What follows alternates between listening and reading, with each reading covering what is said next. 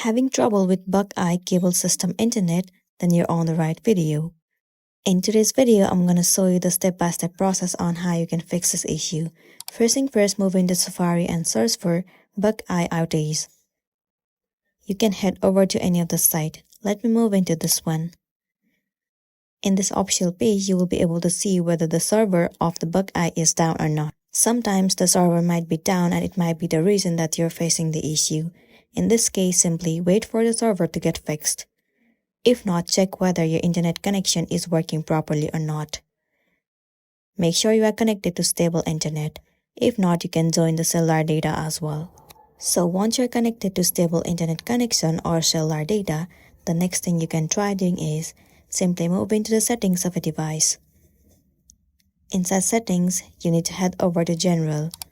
Scroll all the way down and click on Transfer or Reset iPhone. Tap on Reset and then click on Reset Network Settings.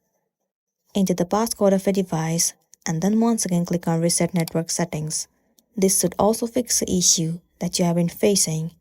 If not, once again move into Safari and you need to search for Buckeye Cablesystem Customer Service. From here, you will be able to see the number of Buckeye Customer Service.